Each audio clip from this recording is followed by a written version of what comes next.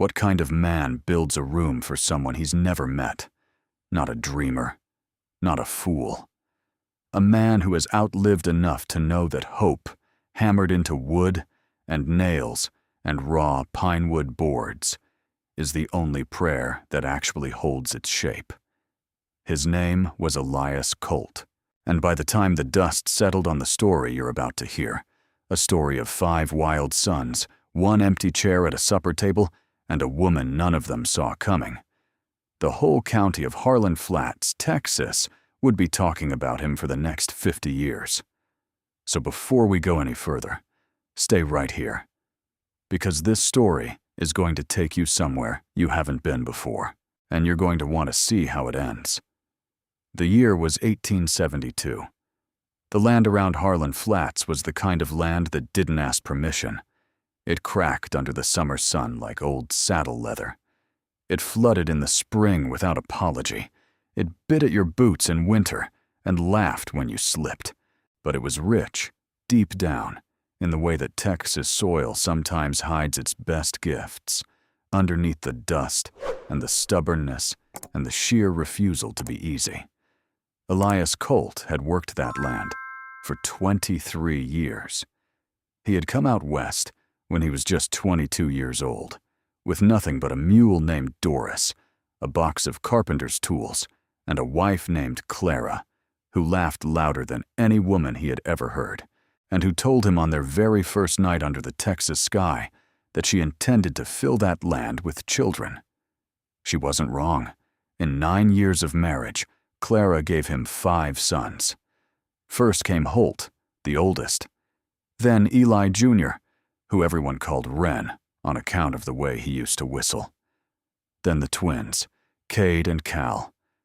And last, born in a summer so hot the creek dried up for 3 weeks, came Samuel, the youngest, the quiet one, the one who noticed things. And then, in the autumn of 1863, Clara got sick. The illness wasn't dramatic. It didn't announce itself. It came in slow, the way that the hardest losses always do. A cough that didn't leave, a tiredness that wouldn't lift, a light behind her eyes that dimmed by degrees, until one November morning, Elias woke up, and that light was gone. She was 31 years old.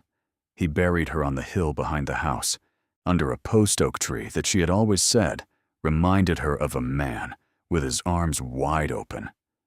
And then Elias Colt did what men in the West did. He kept going. He raised 5 boys alone on that land. He taught them to work before they could properly read. He taught them to ride before they were old enough to shave. He taught them to fix what was broken, to finish what they started, and to never, under any circumstances, leave a table with food still on it. He was not, by any reasonable account, a tender father. He was not the kind of man who said, "I love you," before bed. He was the kind of man who made sure the fence was mended, the horses were fed, and every single one of his boys knew how to set a bone in a pinch. But there was one thing Elias Colt did that nobody understood. 3 years after Clara died, he added a room to the house. Now, you have to understand the size of this thing. The Colt homestead was already pressed tight. 6 people in a 3-room house with 1 fireplace and a root cellar that flooded every March. There was no reason, no space, and no money to add anything. But he did it anyway. He worked on it for 2 months. Nights mostly, after the boys were asleep. He cut the wood himself. He laid the foundation himself. He framed the walls himself. He put a window in the eastern side, the side that caught the morning light, and he hung a door that didn't squeak, which was more than you could say for the rest of the house. When Holt, the oldest, finally asked him what in God's name the room was for, Elias Colt said, "For whoever needs it." And that was all he ever said about it. The room sat empty for 16 years. Now here's where the story picks up speed, because those 5 boys grew up. And growing up in Harlan Flats, Texas, in the 1870s, was not a quiet education. Let me tell you about them. Holt was the eldest, and he carried it like a stone. By the time he was 25, he had shoulders wide enough to block a doorway and a reputation in 3 counties for being the most stubborn man west of the Brazos River. He ran the north pasture. He didn't smile often, but when he did, it hit you like a match striking, sudden and warm and gone almost before you noticed. Wren, Eli Jr., was different. He had his mother's laugh. He could fix anything mechanical with his eyes half closed and whistled while he worked, which drove Holt absolutely crazy, and which Wren knew and did entirely on purpose. He handled the horses, all 14 of them, and they trusted him in the way animals sometimes trust people who are simply, genuinely good. The twins, Cade and Cal, were 23, and they operated as a unit in the way that twins who have fought, worked, and survived together always do. Cade was the fast one. Cal was the careful one. Together, they handled the cattle and occasionally got into exactly the kind of trouble that Elias preferred not to know about in detail. And then there was Samuel, 21 years old, quiet in the way that deep water is quiet, not still, just far down. He was the reader of the family, a fact that made his brothers affectionately suspicious and his father quietly proud. He handled the books, the accounts, the trades, and the letters. He had a memory like a steel trap and a way of watching people that made them feel simultaneously understood and slightly uneasy. 5 sons, 1 father, 1 house, 1 empty room, and a county that had long since decided Elias Colt was an admirable but eccentric old man who worked too hard and talked too little, and would probably die with that extra room still empty. And then, Cade rode into town on a Tuesday. And here's the thing about a Tuesday in Harlan Flats. Nothing ever happened on a Tuesday.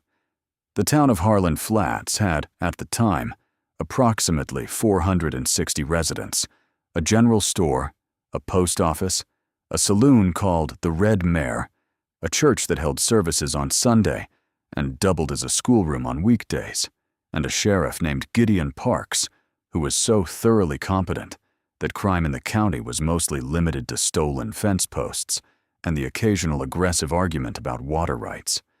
It was a good town, not a rich town, not a beautiful town, by the standards of people who hadn't yet learned what the desert could do with a sunset, but a solid town, the kind of place where a man's handshake was still worth more than his signature. So when Cade rode in on that Tuesday in early spring, he was expecting to pick up feed, mail a letter, and be back on his horse before noon. He was not expecting to find a woman standing in the middle of Main Street, arguing with 2 men twice her size. Now, you've got to hold on here, because the question you're asking right now, the one forming at the back of your mind, is exactly the right question. What kind of woman stands in the middle of a western street in 1888 and argues with 2 large men and doesn't back down? The answer is a woman named Rose Calloway. And if you think you know where this story is going, I promise you, you don't. Rose Calloway was 26 years old, which was young by most standards, and ancient by the standards of what she had already survived. She had come to Harlan Flats from a place she referred to as back east, which covered a significant amount of geography, and which she consistently declined to narrow down. She arrived with 1 trunk, 1 horse, and a rolled leather case strapped to the side of her saddle that she kept locked, and which nobody had yet managed to identify. She had been in town for 3 days. In those 3 days, she had paid for a room at the boarding house in cash, bought 2 weeks' worth of supplies at the general store, asked the sheriff exactly 1 question, about land ownership rights in the county, and said almost nothing else to anyone. She was not unfriendly. She was not cold. She was simply, and this is the word that kept coming back to people who tried to describe her, precise. Every movement had a purpose. Every word was used like a tool, not a decoration. Cade watched her for about 45 seconds before he dismounted. And then, now here's the part I need you to understand. He didn't approach her to help. He approached her because he was curious, because there was something happening here that didn't fit any pattern he recognized, and Cade Colt was constitutionally incapable of leaving a puzzle alone. The two men she was arguing with were brothers named Decker. Brothers who had something of a local reputation for occupying space they hadn't been invited into. The argument, it turned out, was about a deed. Specifically, a deed to a 40-acre parcel on the eastern edge of Harlan Flats County, land that had been vacant for 4 years, ever since its previous owner, an old cattle rancher named Amos Birch, had passed away without a will that anyone could find. Rose Calloway was holding a deed to that land, signed by Amos Birch himself, notarized in a county courthouse 200 miles east, dated 3 years prior. The Decker brothers were insisting that the deed was fraudulent and that the land was theirs by informal claim. Rose Calloway was explaining, in a voice so controlled it was almost hypnotic, that informal claims have no legal standing under Texas property law, that she had a notarized document in her hand, and that, if they would like to contest it, they were welcome to visit the county courthouse, and that, in the meantime, they needed to step back. Cade stood there for a moment. Then he stepped up beside her, crossed his arms, and said to the larger Decker brother, "You hear what the lady said?" The Decker brothers left. Rose Calloway looked at Cade for a long moment. Then she said, "I had that handled." And Cade Colt, who was not known for his self-awareness, said, "Yeah, I know. I just wanted to see how it ended." And there it was. Not romance, not rescue, just two people who were each, in their own way, entirely unwilling to look away from an interesting situation. Cade told his brothers about her that night. Now, you might think telling 4 brothers about an interesting woman you met in town would be a simple thing. You would be wrong, because the 5 Colt boys had grown up in a house with a man who had loved one woman completely and spent the rest of his life quietly, stubbornly certain that love was a specific thing, not interchangeable, not casual, not something you stumbled into. They had opinions about women, consequently, that were both deeply old-fashioned and surprisingly respectful. Holt asked what kind of woman argues with the Decker boys in the middle of Main Street. Wren asked what she was going to do with 40 acres. Cal asked whether the deed was legitimate. Samuel asked nothing, just sat there and thought.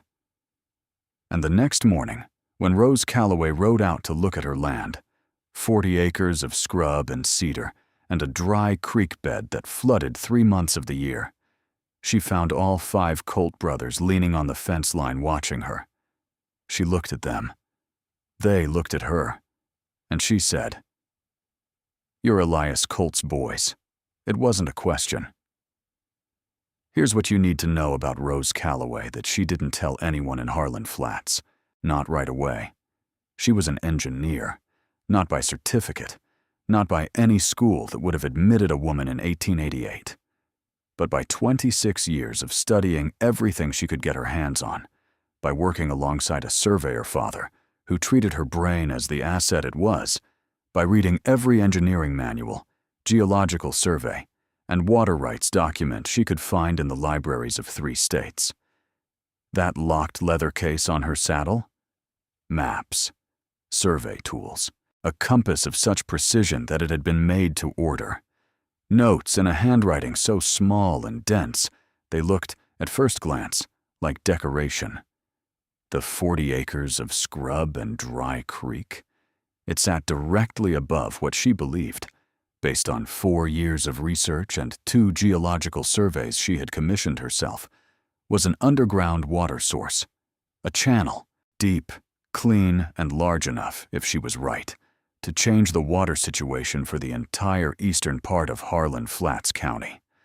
She wasn't in Harlan Flats to start over. She was there to work, and she was going to do it whether anyone helped her or not. She had done everything else alone. This would be no different. Except Elias Colt heard about her from Cade, and then heard more from Samuel, who had asked around quietly and come back with exactly the kind of information that changed the shape of a situation.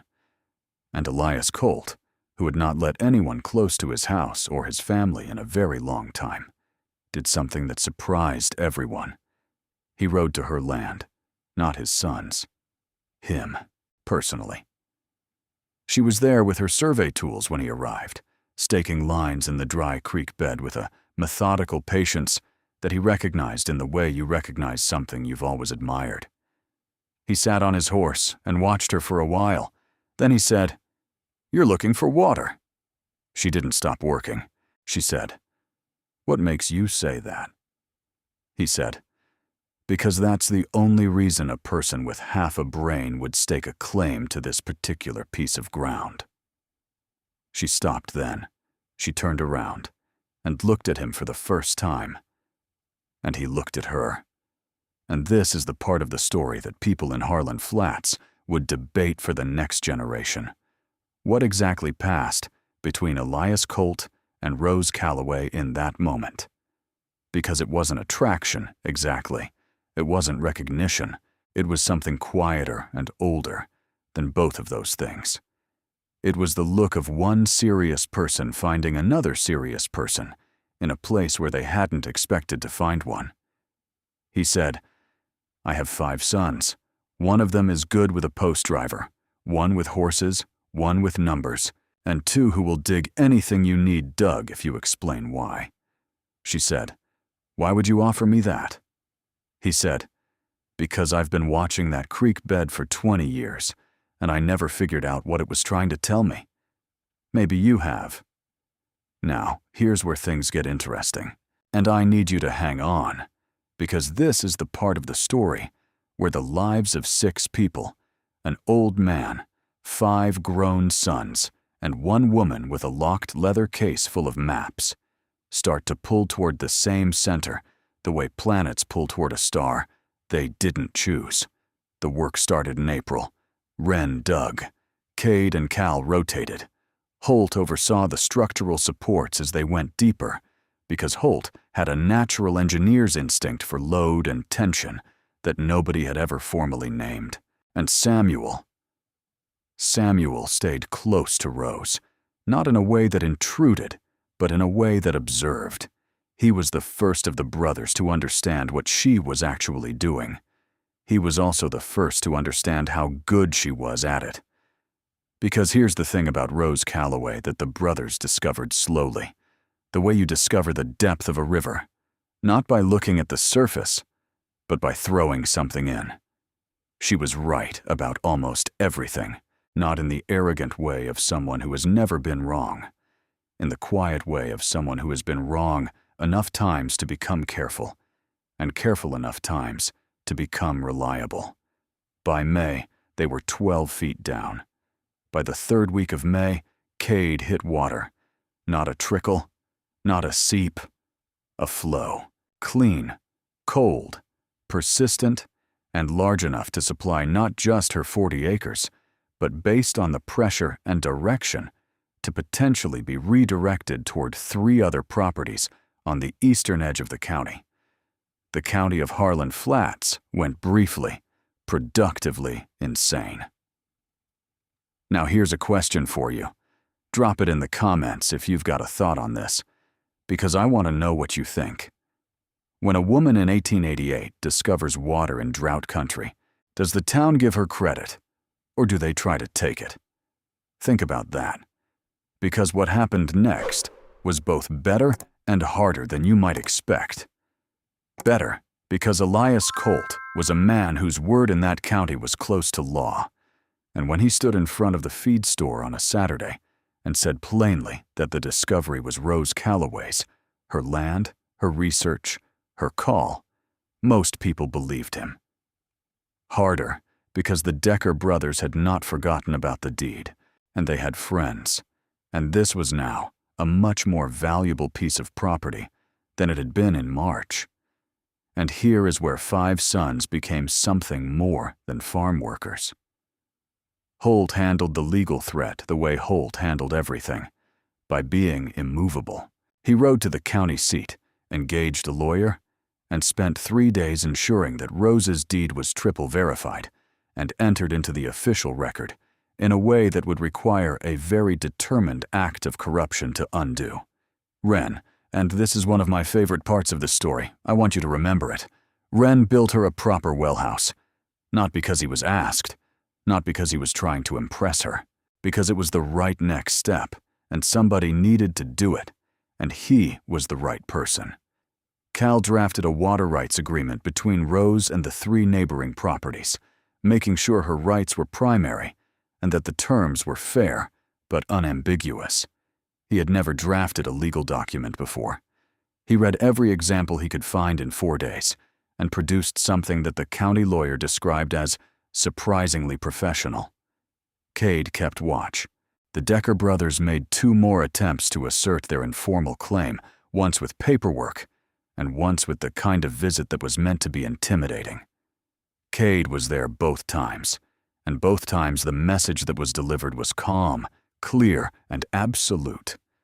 This land is hers. This water is hers. And the next attempt will result in a formal complaint to the county sheriff, after which things will become considerably less comfortable for the Decker family. And Samuel? Samuel talked to her. Not about the water. Not about the land. Just talked.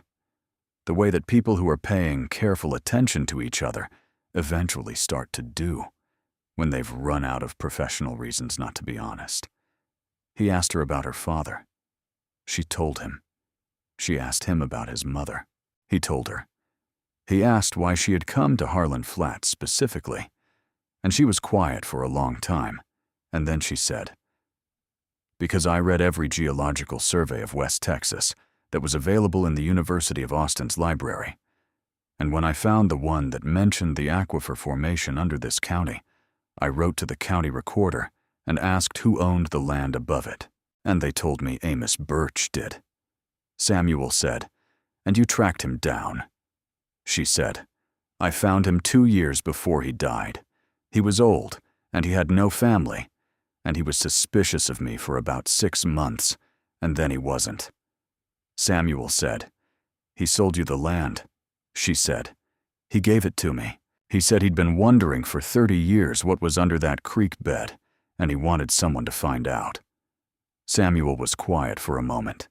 Then he said, "That's why you came." And she said, "That's why I came." And then he said, very carefully, "Is it the only reason you stayed?" If you've ever watched someone fall in love quietly, not with drama, not with declaration, but the way that the sun comes up in the desert, slowly, irreversibly, making everything visible, then you know what the summer of 1888 looked like in Harlan Flats. By June, Rose was eating supper at the Colt table 3 nights a week. By July, she was there most nights. Not because she was invited exactly. She came because the food was good, and the company was honest, and because there was something about a table full of 5 large men who argued constantly and laughed loudly and deferred, without theatrics, to their father, that felt to her like something she had not had in a very long time. It felt like family. She was careful. She was always careful. She didn't let herself name what was happening. She concentrated on the work. But here's the part I need you to really sit with, because it's important. Elias Colt saw it. He saw it in Samuel's face when she walked in. He saw it in the way the other boys shifted slightly, made more room, kept the conversation a little more interesting, laughed a little louder when she was there. He saw it in the way she herself didn't quite look at Samuel when he entered the room, which is one of the oldest tells in the history of human beings, pretending not to feel what they feel.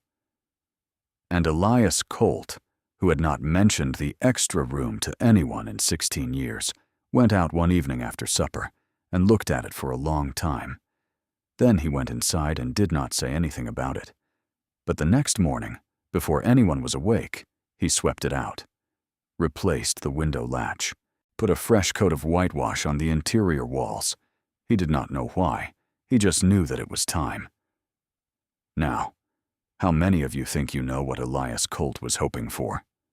Put it in the comments, because the answer is both simpler and more complicated than you think. He wasn't hoping for a daughter-in-law specifically. He was hoping for what he'd built the room for 16 years ago in the grief-stricken, practical, stubborn mathematics of a man who has lost one irreplaceable person and knows, in his bones, that life doesn't stop on account of grief.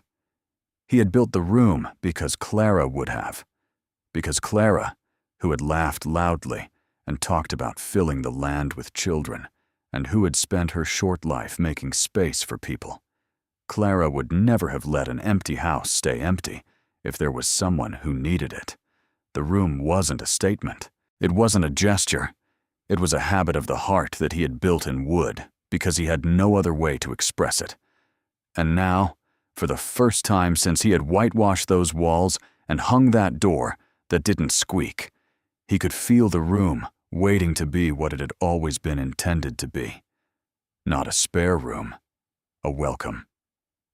It was Wren who said something first, because Wren was perceptive in the way that quiet, good-natured people often are. He didn't overthink. He just noticed. He told Samuel in August very plainly, "You should tell her." Samuel said, "Tell her what?" Wren looked at him for a long time. Samuel said, "It's complicated." Wren said, "It's always complicated." And then, because this was Wren, he went back to what he was doing, which was checking the alignment on the well house roof, and he did not say another word about it. The twins had a different approach. Cade and Cal, operating with the twin logic that had served them their whole lives, decided to simply make the matter obvious.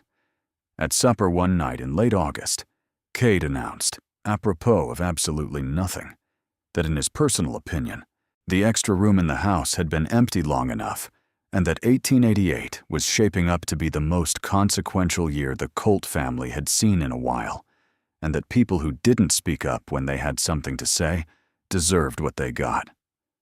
This was followed by a very specific silence, and then Holt, oldest, heaviest, most like his father, looked up from his plate, looked at Samuel, and said, "He's not wrong." And then they all looked at Samuel. And Samuel, who was not generally the kind of person to be flustered, looked at the table for a moment, and then looked up and said, "Rose isn't here right now." Cade said, "We know." "Then what exactly?" "We're just saying," Cade said, "for when she is." But here is the thing that nobody at that table knew. Not the brothers, not their father, not even Samuel, who was perceptive and careful and had been paying closer attention than anyone. Rose Calloway had been offered something else. 3 weeks earlier, a letter had arrived for her at the boarding house, forwarded from an address she had left behind back east.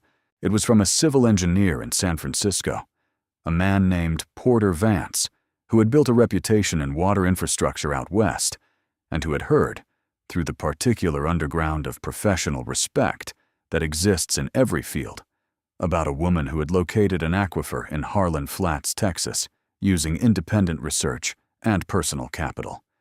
He was offering her a position, not a courtesy, not a token. A real position, lead survey work on a water infrastructure project that would cover 4 counties in Southern California, more money than she had seen in 5 years. Work that was exactly what she had trained herself to do. She had been carrying that letter for 3 weeks. She had not told anyone, and she was going to have to decide. You're probably asking yourself, what does a woman choose? The work she has built her whole identity around, in a city that might finally give her the professional recognition she deserves, or a place she has come to love for reasons that are harder to defend with logic. Here's the honest answer. She didn't know. She rode out to her land on a Sunday morning in September, the way she did when she needed to think. The well house stood solid and true in the morning light. The water ran clean and consistent, the way it had every day since Cade struck it in May. 3 neighboring properties were already connected. The creek bed that had been dry for as long as anyone could remember now held a thin, honest stream. She had done what she came to do. She sat on the fence post and looked at it for a long time. And then she heard a horse, and she knew it was Samuel before she turned around, the way you know certain things when you have been paying attention. He dismounted. He came and leaned on the fence a few feet from her. He didn't say anything for a while. Then he said, "Wren told me you got a letter from San Francisco," she said. "Wren needs to mind his business," he said. "He does that sometimes. It's a character flaw." She almost smiled. He said, very carefully, "I'm not here to ask you to stay." She looked at him. He said, "I know that's not how this works. I know you came here for your own reasons, and you've done what you came to do, and what you do next belongs to you." She was quiet. He said, "I just wanted you to know, before you decide, that the thing you've been sitting across from at supper for the last 4 months is not a temporary situation. At least not for me." She looked at the well house for a long time. She said, "That room your father built." Samuel was quiet. She said, "Holt told me about it." When I asked, he tried to be vague about it, but Holt is constitutionally bad at being vague. Samuel said, "What did he tell you?" She said, "That your father built it the year after your mother died, and that he never told any of you what it was for, and that he started cleaning it out about 2 weeks ago." Samuel didn't say anything. She said, "Your father is a man who expresses things in architecture." And then she got down from the fence, and she looked at Samuel, and she said, "I'm not staying because of the room. I want to be clear about that." Samuel said, "I know." She said, "I'm staying because the work here isn't finished. There are 2 more properties on the northern edge of the county that could be connected to this system, and the infrastructure design needs someone who knows what they're doing, and I've already started the survey." Samuel said, "Of course," she said, "and also because—" She stopped. He waited. She said, "Because 4 months ago I was a person who worked alone. And somewhere in the last 4 months, without my entirely meaning for it to happen, that changed." She didn't look away from him when she said it. He didn't look away from her. And the October sun came over the edge of the cedar ridge and lit the well house and the creek and the 40 acres of Amos Birch's land like it was trying to say something. Now, I want to take a moment here, because we are building to something. And before we get there, I want to ask you something directly. Has someone ever built something for you before you arrived, before they even knew you were coming? A room, a seat at a table, a place in their lives that they shaped around an absence. And then you showed up and it fit. Put your answer in the comments. I want to know. Because that's the question at the heart of this story. Not, will they end up together? That's the surface of it. The real question is older and stranger. What does it mean to make room for someone you don't know yet? The proposal, if you can call it that, happened the way most things happened in the Colt family, which is to say, plainly, without ceremony, and slightly earlier than anyone was emotionally prepared for. It was an October evening. Supper. All 5 brothers, Elias at the head of the table, rose across from Samuel the way she always sat. Elias had made the biscuits, which he only did on significant occasions. Everyone at the table knew this. Nobody said anything about it. After supper, Elias pushed back his chair, and he looked at Rose, and he said, not unkindly, not ceremonially, but with the particular weight of a man who has been thinking carefully about something for a long time. "That room off the east side of the house, the one with the morning window, it's been empty since 1872. Rose looked at him. He said, "I built it for whoever needed it. I expect I built it for you." The table was completely silent. He said, "You don't have to answer that tonight. You don't have to answer it at all if it's not what you want. But I want you to know that you are welcome in this house for as long as you want to be here. Not as a guest, as whatever you decide to be." He stood up, and he put his hat on, and he went outside to check the horses the way he did every evening. And the 5 brothers sat there, and Rose sat there, and she looked at Samuel, and he looked at her. And then Cade, because it was always inevitably Cade, said, "So, is that a yes?" The wedding was in November. Not a large wedding, not a formal one. The county of Harlan Flats had not exactly expected Samuel Colt, the quiet one, the reader, the one who kept the accounts, to be the first of the 5 brothers to marry. But they showed up because that is what you do in a county of 460 people who all know each other's business. The sheriff was there, the woman from the general store who had sold Rose her first 2 weeks of supplies, the 3 neighboring property owners who now had water because of her. About 100 other people who came in many cases less for the wedding than for the opportunity to see the inside of the Colt homestead and confirm the rumor about the extra room. Rose wore a dress that was not white. She had explained to the brothers with considerable patience that white was impractical, and she had no interest in impractical, but the color of the desert just before the sun fully rises, which is a color that does not have a simple name, but which everyone recognizes. Elias stood up at the front, next to his son. He was not a man who made speeches, but he said, and people would remember this exactly, word for word, for the rest of their lives. He said, "I built this family room by room. First the room for my wife, then the room for my sons, then the room I built in the dark after Clara left, for someone I had not yet met." He paused. He said, "A man does not build a room for a stranger. He builds it for someone he knows is coming, even when he cannot yet see their face." He looked at Rose. He said, "Welcome home." The water system was completed in the spring of 1889. 6 properties connected. A reservoir on the northern edge of the county. Infrastructure documented in a survey report that was submitted to the county government, and which was eventually cited in 3 subsequent water development projects in neighboring counties. The report was authored by R. Calloway Colt.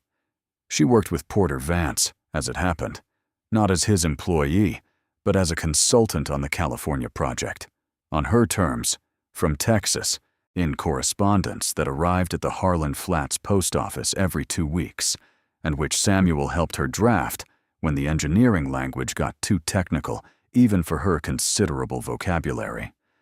She expanded the 40 acres, bought the adjacent 60 from a rancher who was retiring, built a proper office onto the east side of the well house with a good drafting table and shelves for her maps, and a latch on the door that she kept locked. The leather case sat on the desk now, open. Holt married in 1890, a woman named Iris who had come down from Oklahoma to visit her cousin and had made the mistake of walking past the blacksmith shop while Holt was working. They lasted 60 years. Their great-grandchildren would say that Iris was the only person in the county who was more stubborn than Holt, and that this was the foundation of an excellent marriage. Wren never did marry in the way that some people simply don't, not out of lack, but out of a particular wholeness. He stayed on the land. He kept building things. And he became eventually the person that the entire county called when something needed to be fixed, right, and fixed permanently. He was happy in the way that people who are exactly where they're supposed to be are happy. Cade and Cal, the twins, married the same year, which surprised nobody. And Elias? Elias Colt lived to be 87. He saw grandchildren. He saw those grandchildren build fences and ride horses, and, in a few memorable cases, argue with large men in the middle of Main Street. In the last year of his life, when the family was gathered for Christmas, 3 generations around a table that had been extended twice to accommodate everyone. Someone asked him, one of the grandchildren, a girl of about 8, who had just learned about the extra room from her mother, "Grandpa, why did you build that room before you knew anyone was coming?" Elias looked at her for a long time. He said, "Because your great-grandmother taught me that a house is only a building until you build it with something in mind. And she always had someone in mind." He paused. He said, "The room was her idea. I just did the carpentry." There is a house, still standing as of this telling, on the eastern edge of what was once Harlan Flats County. The land has changed names. The town has changed size. The well house Rose Calloway built has been replaced, once, then again. But the water still runs, clean and persistent, exactly where she said it would. The extra room is still there. The window on the eastern side still catches the morning light. And if you look at the latch on the door, you can see that it was made with particular care. The kind of care that a man puts into something he intends to last, long before he knows what it will be used for. This is the story of the Colt family of Harlan Flats, Texas, of a father who expressed love through construction, of 5 sons who loved each other badly and well, the way brothers do, of a woman who followed an aquifer across 200 miles of West Texas and found, in the process, something she had not been looking for, and of an empty room that waited 16 years to become a home. One last thing, before you close this chapter, and if this story moved something in you, I have a simple ask. Hit that subscribe button. We find stories like this every week. Stories that got lost in the dust and deserve to be remembered. Your subscription keeps this kind of storytelling alive. And next week, I promise you, the next story is even wilder. This video is a work of artistic reconstruction created with the assistance of artificial intelligence. The characters, events, dialogue, and specific details depicted, including the Colt family, Rose Calloway, the town of Harlan Flats, and all associated persons and circumstances, are fictional creations inspired by the history and spirit of the American West. The figures, scenarios, and situations presented are products of creative interpretation and do not represent specific historical individuals or documented events. We encourage viewers interested in the genuine history of the American frontier to explore primary sources and accredited historical archives. This story was developed independently, with the intention of entertaining and honoring the enduring human stories of the West.